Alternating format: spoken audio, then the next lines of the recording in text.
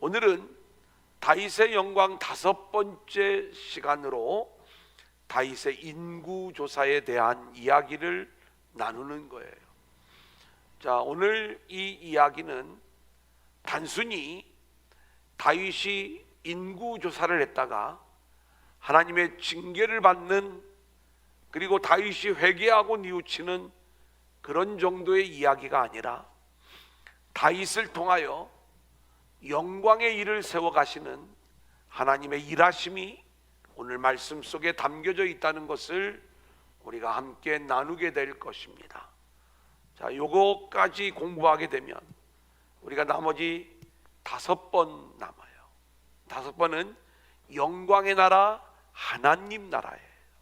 그래서 남은 5번의 시간 동안에는 하나님의 나라가 어떤 나라인가, 그 하나님의 영광을 드러내는 하나님 나라의 삶을 우리가 어떻게 살아야 되는가를 5가지 비유의 말씀을 찾아가면서 우리가 그 내용들을 함께 나눔으로 이 영광의 40일이 맞춰지게 되는 겁니다. 전체적인 그림들을 어느 정도 이제 그리실 수 있을 거예요. 주일 오후에 우리 젊은이 예배가 좀 회복되어지기를 원하는 그 마음 속에서 이 시간을 이용을 해서 영광의 40일을 진행하고 있는데, 코로나로 인해서 우리가 이 회복에 어려움이 있지만 그래도 늘 빠지지 않고 이 자리에 함께하는 여러분들이 그러한 부흥에 좀 불씨가 되기를 원하고, 그렇게 영광스러운 우리 젊은이들로 좀 세워져가는 일들이 있었으면 좋겠다. 자, 그러면 이제 오늘 말씀 우리가 찾아가 보도록 하겠습니다. 오늘 1절 말씀을 보니까 하나님께서 다윗을 격동시키고 있어요.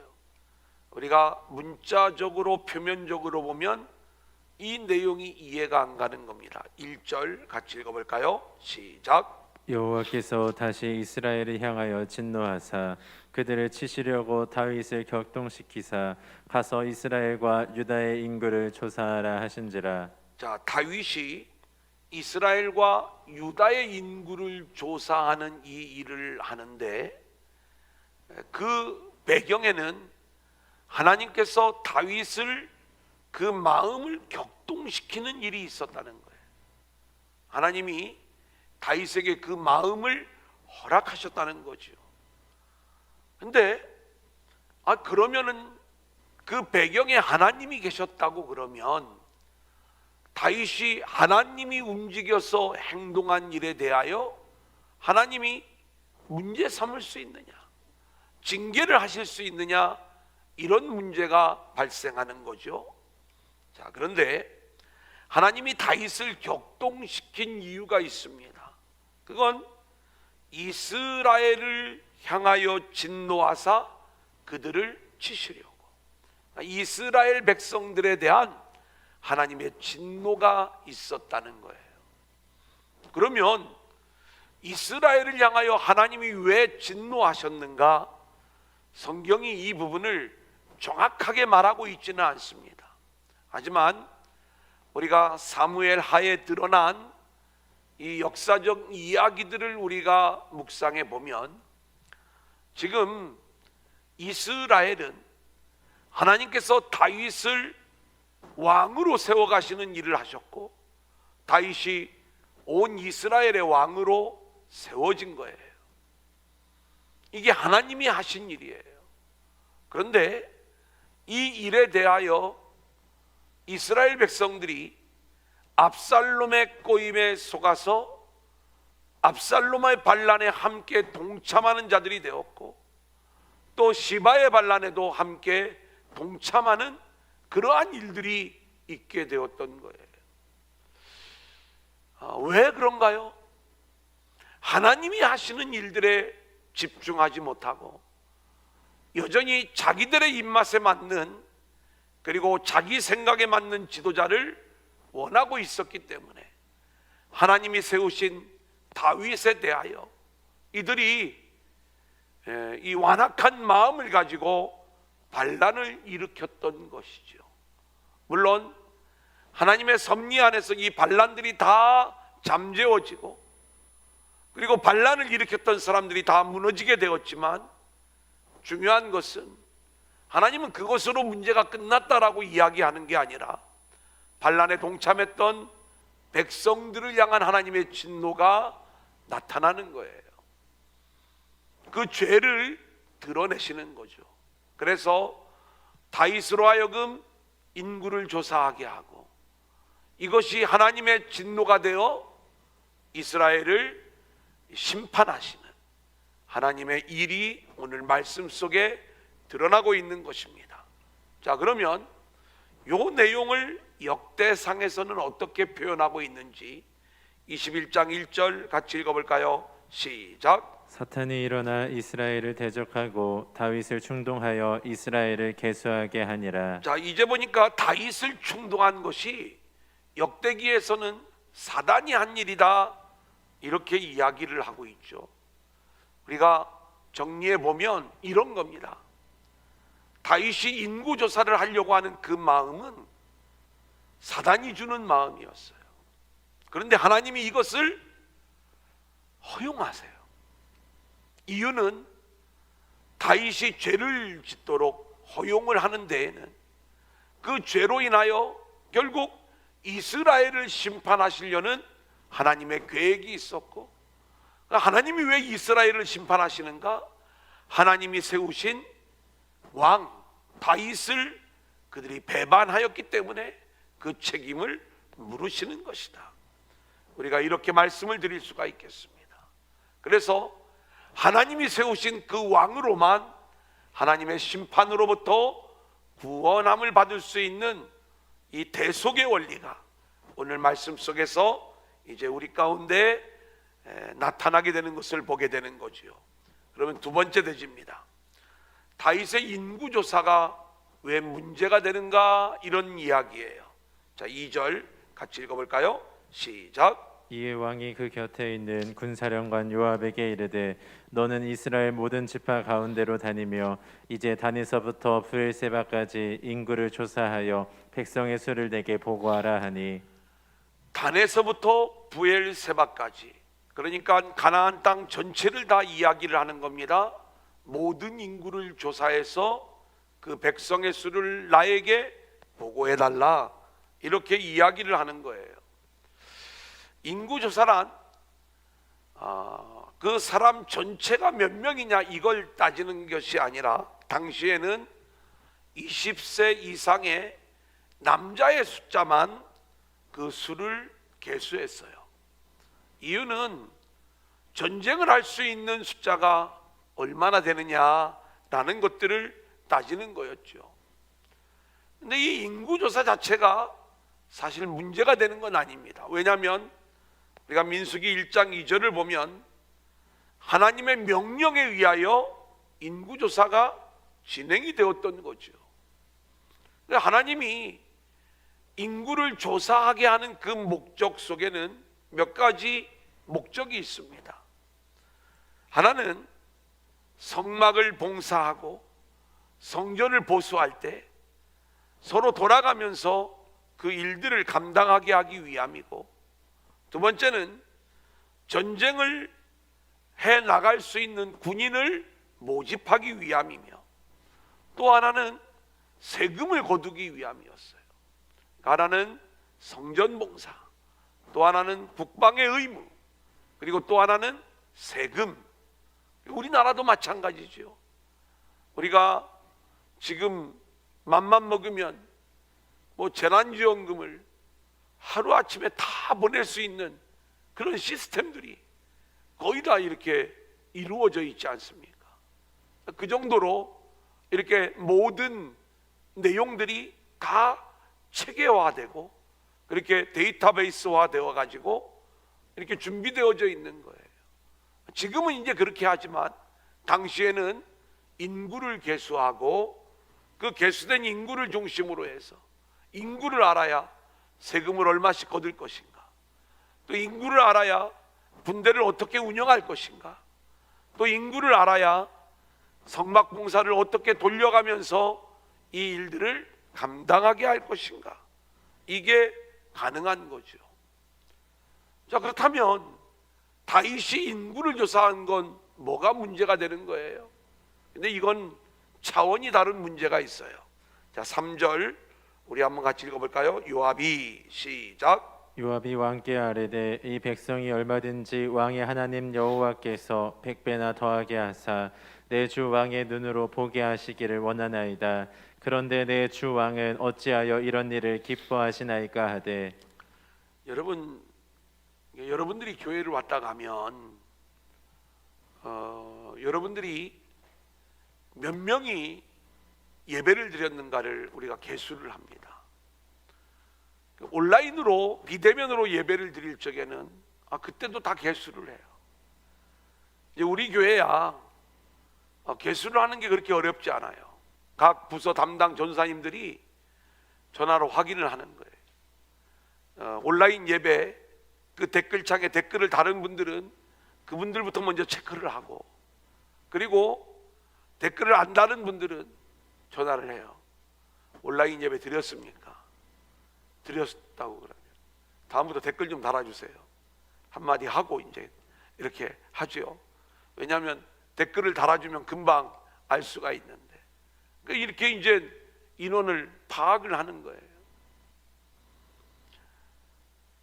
우리 교회는 그렇게 한다고 하지만 여러분, 교인이 몇만 명씩 모이는 교회들이 있지 않습니까? 서울에. 이런 교회들은 어떻게 그 인원을 파악할 수 있을까요? 거기에 나오는 조회수가 있고 뭐 여러 가지가 있잖아요. 그래 이제 나름대로 이 온라인 예배를 드릴 때 그 접속 그 횟수를 통해서 실제적으로 이제 예배 인원을 추론해내는 그러한 여러 가지 계산법들이 있더라고요. 이제 미국 교회 같은 경우에 그런 경우에도 이런 것들이 굉장히 중요하죠. 그리고 한 사람의 아이디로 들어왔더라도 어떤 집은 4명이 봐, 그걸로 어떤 집은 2명이 봐. 그래서 평균을 내보니까 1.8명이더래요. 그래 이제 곱하기 1.8을 해가지고 접속자의 수를 통계를 내는 교회도 있고 여러 부분들이 있어요. 또 어떤 사람은 잠깐 들어왔다가 나갔다가 또 잠깐 들어왔다가, 또 어떤 사람은 들어온 척하고 또 엉뚱한 교회 온라인 예배 가가지고 보는 사람들도 있을 거고. 그래서 30분 이상 지속적으로 접속했던 사람이 몇 명이나 될까, 이걸 가지고 또 통계를 내는 경우도 있고요.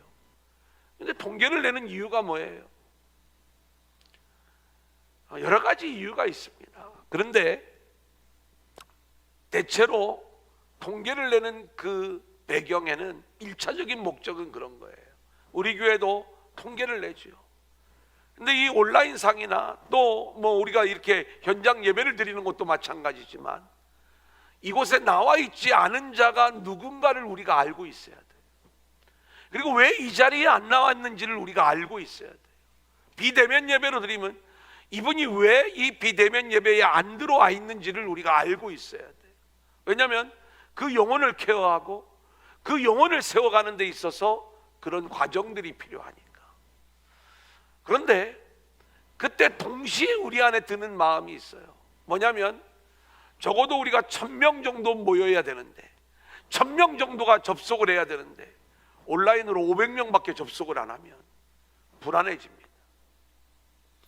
1000명 정도가 우리 실력인데 온라인에서 1500명이 들어왔으면 뭔가 힘을 느껴요. 숫자라는 게 그런 의미를 가지고 있는 거예요. 지금 다윗은요, 백성의 수를 세워보는데 이게 어떤 실무적인 어떤 목적과 계획을 가지고 인구의 수를 조사하는 게 아니라 지금 이스라엘이 세워진 건 전적으로 하나님의 은혜로 되어진 일이에요. 그런데 그 인구를 계수해 봄으로써 자기가 얼마만한 힘을 가지고 있는지 그 힘을 한번 따져보고 싶은 거예요. 그게 전적으로 하나님이 주신 은혜거든요. 그런데 그 은혜를 자기 힘인 줄 알고 자기 것으로 이렇게 자기 자랑으로 자기의 든든한 배경으로 그렇게 세워가는 것이죠. 제가 대형교회 목사님하고 얼마 전에 대화를 나누는데 그 교회는 코로나 전에 5,000명이 모였대요. 그런데 지금은 1,000명, 1,100명 이렇게 모인다는 거예요. 5,000명 모일 때 얼마나 그 힘이 대단했겠어요. 근데 하나님이 그 힘을 다 빼버리시는 거예요. 그게 우리가 자랑할 만한 그 힘이 아니에요. 물론 하나님이 다시 또 회복의 과정들을 이끌어 가시겠지만 우리도 마찬가지죠. 그래 다윗이 문제가 되는 것은 바로 그 인구조사를 통해서 자신의 힘이 얼마만큼 되는지를 확인하려고 했던 것, 여기에 문제가 되는 것이죠. 성경적 관점에서 보면 이건 엄청난 죄가 되는 것입니다. 다윗이 사람을 죽인 것도 아니고, 지난번에 우리가 나눴던 것처럼 밧세바를 간음한 것도 아니고, 근데 하나님이요 이 죄에 대하여는 엄청난 하나님의 징계가 준비되어져 있다는 것을 보게 돼요. 그러니까 우리가 하나님 앞에서 큰 죄가 뭐냐? 우리가 친구 한 대 때렸다고 해서, 때리지 마세요 그래도, 그게 뭐 죄가 되고, 또 옆 사람 거 하나 훔쳤다고 해서 훔치라고 이런 얘기 하는 거 아니에요. 우리는 그런 게 큰 죄인 줄 알지만 하나님이 주시는 은혜로 우리가 살게 되는 건데, 우리가 내 힘으로 사는 줄 알고 내 힘이 얼마만큼 되는지 이것을 따져보고 이것을 자꾸 계산해 보는 것, 이것이 결국 하나님 앞에서 엄청난 죄가 된다는 것을 오늘 말씀이 알려주고 있는 거죠. 그게 다윗이 순간 깨달아요. 자 보겠습니다. 24장 10절 세 번째 대지예요. 시작. 다윗이 백성을 조사한 후에 그의 마음에 자책하고 다윗이 여호와께 아뢰되 내가 이 일을 행함으로 큰 죄를 범하였나이다. 여호와여 이제 간구하옵나니 종의 죄를 사하여 주옵소서. 내가 심히 미련하게 행하였나이다 하니라. 다윗이 깨닫는 거예요. 아, 이 일이 하나님 은혜를 깨닫지 못하는, 그 은혜를 붙잡지 못하는 교만한 죄였구나. 이게 문제였구나. 그래 하나님 앞에 이 죄를 고백을 하는데 하나님으로부터 징계가 이제 내려지는 장면이죠. 하나님은 갓이라고 하는 선지자를 다윗에게 보내는 거예요. 그리고 세 가지 중에 하나를 선택할 것을 제안하시죠. 자 13절 같이 보겠습니다. 시작. 갓이 다윗에게 이르러 아뢰어 이르되 왕의 땅에 7년 기근이 있을 것이니까 혹은 왕이 왕의 원수에게 쫓겨 석 달 동안 그들 앞에서 도망하실 것이니까 혹은 왕의 땅에 사흘 동안 전염병이 있을 것이니까 왕은 생각하여 보고 나를 보내신 이에게 무엇을 대답하게 하소서 하는지라. 여러분 아마 저와 여러분들도 그런 시대가 있었는지 모르겠어요. 목사님이 이렇게 성장할 적에는 참 많이 맞았어요. 부모님들한테. 진짜 지금은 그렇게 맞으면 다 아동학대라고 해가지고, 요즘은 부모님이 때려가지고요 애들이 경찰에 전화하고 실제로 경찰이 오는 일들이 되게 흔하다고 그래요. 잘못을 했어. 그때 저도 이렇게 제안을 받았던 적이 있어요. 너 손 들고 1시간 동안 있을래? 아니면 손바닥 10대 맞을래? 그러면 뭘 선택하겠어요? 여러분 같으면 손바닥 10대. 그래요. 그냥 짧게 끝내는 게 가장 속이 편하죠. 우리는 그런 제안을 받으면 어떻게 해요? 얼른 끝낼 수 있는 방법. 손바닥 10대는 1분이면 맞아. 근데 1시간 동안 손 들고 서 있으려면 팔 떨어져 나가. 아니면 하루 종일 굶을래 그러면 도저히 못 굶어. 그러니까 맞고 말지요. 이런 선택을 제안받는 모습과도 비슷한 거예요. 그런데 그 내용을 보니까 7년 동안 기근을 맞을 것인가, 대적에게 쫓겨 석 달을 도망 다닐 것인가, 아니면 왕의 땅에서 3일 동안의 전염병을 맞을 것인가, 이 중에 하나를 선택을 해야 돼요. 다윗이 어떻게 선택했는가 볼까요? 14절입니다. 시작. 다윗이 가세게 이르되 내가 고통 중에 있도다. 청하건대 여호와께서는 긍휼이 크시니 우리가 여호와의 손에 빠지고 내가 사람의 손에 빠지지 아니하기를 원하노라 하는지라. 여러분, 사람의 손에 빠지는 것은 사람이 얄팍하게 계산해서 이 세 가지 중에 하나를 선택하는 거예요. 그런데 하나님의 긍휼이 아니면 이 심판 속에서 살 길이 없다는 것을 다윗은 아는 거지요. 7년 동안의 기근, 석 달 동안 쫓겨다니는 것, 3일 동안의 전염병, 뭐 하나도 쉬운 게 없는 거예요. 그런데 다윗의 고백이 뭐예요? 여호와는 긍휼이 크시니, 긍휼이 크신 하나님, 그 하나님의 손에 빠지기를 원합니다. 이게 다윗의 선택이었어요. 그래서 하나님이 내리신 게 3일 동안의 전염병이었던 것이죠. 자, 15절 같이 읽어볼까요? 시작. 이에 여호와께서 그 아침부터 정하신 때까지 전염병을 이스라엘에게 내리시니 단에서부터 브엘세바까지 백성의 죽은 자가 7만 명이라. 7만 명이 죽었대요. 그 7만이라고 하는 숫자는 이게 실제로 하나 둘 쉬어보니까 7만 명이냐 이런 의미이기보다는 우리가 7이라고 하는 숫자 또 70이라고 하는 숫자 곱하기 1000의 의미를 가지고 있다, 이렇게 볼 수가 있습니다. 하나님이 언약을 이루어 가시는 그 가운데 있어서 희생되어지는 최대의 수가 지금 그렇게 심판을 받은 거예요. 다윗이 회개를 합니다. 17절 같이 볼까요? 시작. 다윗이 백성을 치는 천사를 보고 곧 여호와께 아뢰어 이르되 나는 범죄하였고 악을 행하였거니와 이 양 무리는 무엇을 행하였나이까? 청하건대 주의 손으로 나와 내 아버지의 집을 치소서 하니라. 지금 이 이스라엘이 무슨 죄가 있기에 제 죄로 인하여 하나님은 사실 다윗으로 인하여 이스라엘을 징계하고자 할 때 이스라엘의 죄를 드러내시는 거였어요. 하나님이 보내신 왕을 섬기지 못했던, 그 왕을 붙잡지 못했던 그들의 죄를 드러내시는 건데, 다윗은요 그 모든 죄를 자신의 죄로 고백을 하는 거예요. 마치 우리 주님이 십자가에 달리실 때 우리 주님은 죄가 없잖아요. 그런데 죄로 인하여 죽어가는 우리의 모습을 바라보면서 그 모든 죄를 자신의 죄로 인정하시고 십자가에 달리신 분이 주님 아니십니까? 오늘 다윗의 이야기도 바로 이런 내용을 품고 있는 거예요. 하나님은 지금 이스라엘 백성들의 죄를 묻고 있는데 다윗은 자신의 죄를 고백하면서 나를 심판해 달라고, 나를 벌 주라고 이렇게 이야기를 하는 거죠.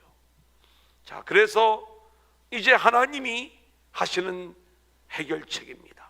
그 해결책은 아라우나의 타작마당에서 번제를 드리라는 것이었죠. 자, 보겠습니다. 마지막 대지를 보면 하나님은 선지자 갓을 통하여 다윗에게 여부스 사람 아라우나의 타작마당에서 여호와를 위하여 단을 쌓으라고 지시를 하는 거예요. 지금 하나님은 하나님의 영광의 일을 진행하는 거예요. 그게 다윗이 순종합니다. 19절 같이 읽어볼까요?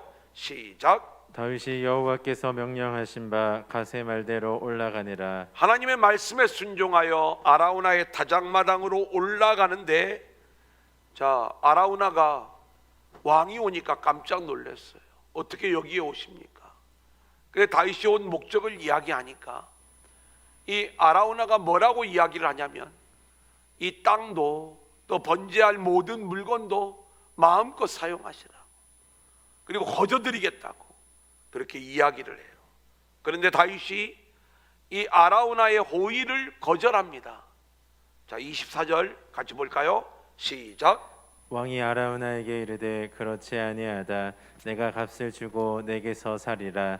값 없이는 내 하나님 여호와께 번제를 드리지 아니하리라 하고 다윗이 은 50세겔로 다작마당과 소를 사고. 자, 다작마당과 소, 그러니까 번제를 드릴 장소와 그리고 번제물을 다윗이 준비하는 거예요. 대가를 치르고 왜 대가를 치르는 줄 아세요? 지금 다윗이 하는 이 모든 일은 하나님의 영광이 드러나는 일이에요. 어떤 게 하나님의 영광인가? 자격 없는 우리의 죄를 용서해 주시기 위하여 다윗의 대속 제사를 받으시고 그리고 용서해 주시는 거죠. 대속의 법이 세워지는, 십자가의 법이 세워지는 이 놀라운 영광의 일을 하는데, 이 일은 인간의 호의와 인간의 도움으로 이루어지는 일이 되어서는 안 돼요. 전적으로 하나님의 은혜로만 되어지는 일이 되어야 되는 거예요. 그래서 하나님이 이 아라우나의 호의를 거절하시는 거예요. 그리고 대가를 지불하고 그리고 대속 제사를 드리고 있는 이 내용을 우리가 볼 수가 있습니다. 이 아라우나의 타작마당은 그 위치가 모리아산이에요. 모리아산 그러면 누가 생각나요? 아브라함이 이삭을 바쳤던 곳이죠. 여기에 솔로몬 성전이 세워져요. 여기에 예수님의 십자가가 세워져요. 그러니까 지금 이 다윗의 인구조사로 인하여 일어난 이 모든 일들은 알고 보니까 예수님의 십자가의 이야기를 우리 가운데 들려주는 복음 이야기였어요. 자, 우리 인간이 하나님 앞에 지은 가장 큰 죄가 뭐예요? 하나님이 진짜 우리의 왕이신 예수님을 우리 가운데 보내주셨어요. 근데 우리는 압살롬의 반역에 가담했던 이스라엘 백성들처럼 그렇게 왕이신 주님을 인정하지 않고 세상 왕에게 또 반역하면서 우리가 내가 원하는 왕들을 따라갔던 그러한 죄인들이다, 이 말씀인 것입니다. 그때 하나님은 당신이 세우신 왕을 죽이시는 거예요. 대속 제사를 드리게 하는 거예요. 그래서 우리를 용서하시는 이 일들을 하나님이 진행하시는 내용이 오늘 말씀 속에 그대로 담겨 있는 것 아니겠습니까? 그래서 하나님이 다윗의 대속 제사를 받으시고 온 이스라엘을 용서하시는 것처럼 예수 그리스도의 십자가의 대속 제물이신 우리 주님을 받으시고 우리를 용서하시는 그 이야기가 오늘 본문 말씀 속에 그대로 그려지고 있다, 이 말씀인 거예요. 자, 25절 우리 한번 같이 읽겠습니다. 시작. 그곳에서 여호와를 위하여 제단을 쌓고 번제와 화목제를 드렸더니 이에 여호와께서 그 땅을 위한 기도를 들으심에 이스라엘에게 내리는 재앙이 그쳤더라. 이스라엘에게 내리는 재앙이 그쳤더라. 대속의 법이 세워지고 대속 제사가 드려지고 재앙이 그쳐지는 이야기. 여러분, 지금 이 시대에 우리가 그토록 소망하는 이야기예요. 그리고 이것이 하나님이 행하시는 놀라운 영광의 일이에요. 예수 그리스도의 대속 제사를 통하여 우리의 죄를 사하시는 이 모든 일들, 우리를 구원하는 그 모든 일들, 우리가 에베소서에서 함께 나눴던 것처럼 그 은혜의 영광을 찬송하게 하려 하심이라. 이것이 하나님의 영광의 일이 나타나는 일이고 그 영광의 일을 세우시는 것이다. 이게 다윗의 일이에요. 그리스도의 일이라는 것입니다. 오늘 이 말씀을 우리가 마음속에 새기면서 가장 영광된 일들이 뭐냐라고 이야기할 때 대속제물로 십자가에 달리신 주님을 붙잡고 그 은혜 안에서 구원함을 누리는 것, 그리고 재앙이 그쳐지고 하나님의 나라가 회복되어지는 것, 이것이 진정한 영광의 일이라는 것. 오늘은 여기까지 하겠습니다.